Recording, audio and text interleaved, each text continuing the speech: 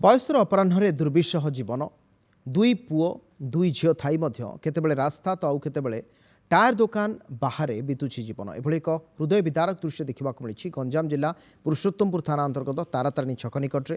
ପୁରୁଷୋତ୍ତମପୁର ବ୍ଲକର ବଳରାମପୁର ଗାଁର ସୁବାସିନୀ ଡାକୁଆଙ୍କ ଦୁଇ ଝିଅ ବାହା ହୋଇସାରିଥିବା ବେଳେ ବଡ଼ ପୁଅ ନିଜ ପରିବାରକୁ ଧରି ତାରାତାରିଣୀ ଛକ ନିକଟରେ ରହୁଥିବା ବେଳେ ସାନ ପୁଅ ମୁମ୍ବାଇରେ ରହୁଛନ୍ତି। ପ୍ରଥମେ ମୁମ୍ବାଇରେ ରହୁଥିବା ସାନ ପୁଅ ଘରେ ରହୁଥିଲେ ସୁବାସିନୀ। ସେଠାରେ ସାନ ପୁଅ ବୋହୂ ବାଡ଼ାପିଟା କରିବା ପରେ ବଡ଼ ପୁଅ ଘରେ ଗତ 7 ମାସ ହେଲାଣି ରହୁଥିଲେ ସୁବାସିନୀ। କିନ୍ତୁ ଗତ 8 ଦିନ ହେବ ଏବେ ବଡ଼ ପୁଅ ସୁବାସିନୀଙ୍କୁ ଘରୁ ବାହାର କରିଦେଇଥିବା ଅଭିଯୋଗ ହୋଇଛି, ଯାହାଫଳରେ ସୁବାସିନୀ ସପ୍ତାହ ହେଲା ତାରାତାରିଣୀ ଛକରେ ରହୁଥିବା ଏକ ଟାୟାର ଦୋକାନ ବାହାରେ ରହୁଛନ୍ତି। ସେଠାରେ ଦିନ ରାତି ପଡ଼ି ରହୁଥିବା ବେଳେ କେହି ଖାଇବାକୁ ଦେଲେ ଖାଉଛନ୍ତି, ନହେଲେ ଭୋକ ଉପାସରେ ରହୁଛନ୍ତି। ସୁବାସିନୀଙ୍କ ସ୍ୱାସ୍ଥ୍ୟ ଖରାପ ରହିଥିବା ଦେଖିବାକୁ ମିଳିଛି। ନନ୍ଦିଘୋଷ ଟିଭି ବୃଦ୍ଧାଙ୍କୁ ସହାୟତାର ହାତ ବଢ଼ାଇଛି। ପୁଲିସକୁ ଏନେଇ ଖବର ଦେବା ପରେ ଘଟଣାସ୍ଥଳରେ ପହଞ୍ଚି ସ୍ଥିତି ଯାଞ୍ଚ କରିଛନ୍ତି ପୁରୁଷୋତ୍ତମପୁରର ଏସ୍ଡିପିଓ ରଜନୀକାନ୍ତ ସାମଲ ଏବଂ ଥାନାଧିକାରୀ ବିପିନ ବିହାରୀ ହୋତା।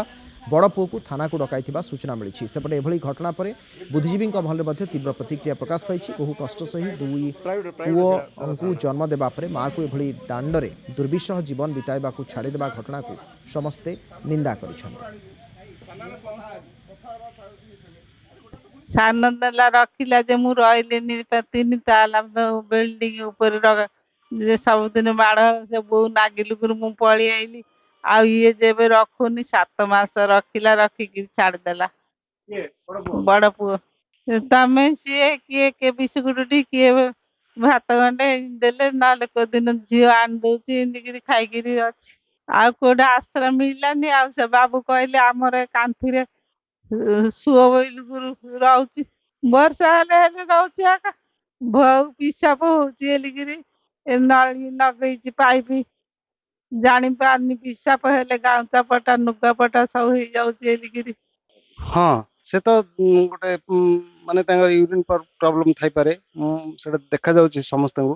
ଆଉ ସେ ଏଇଠି ରହୁଛନ୍ତି ତ ବଡ଼ ଦୁଃଖର ବିଷୟ ଆଜ୍ଞା।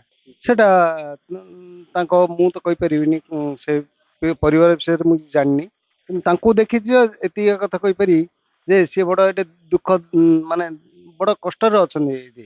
ମାନେ ସରକାରଙ୍କର କିଛି ଯଦି ସାହାଯ୍ୟ ଆଉ ସହାନୁଭୂତି ତାଙ୍କୁ ମିଳିଥାନ୍ତା ତାହେଲେ ସିଏ ଉପକୃତ ହେଇଥାନ୍ତେ, ଆମର ଏରିଆ ବି ଉପକୃତ ହେଇଥାନ୍ତେ।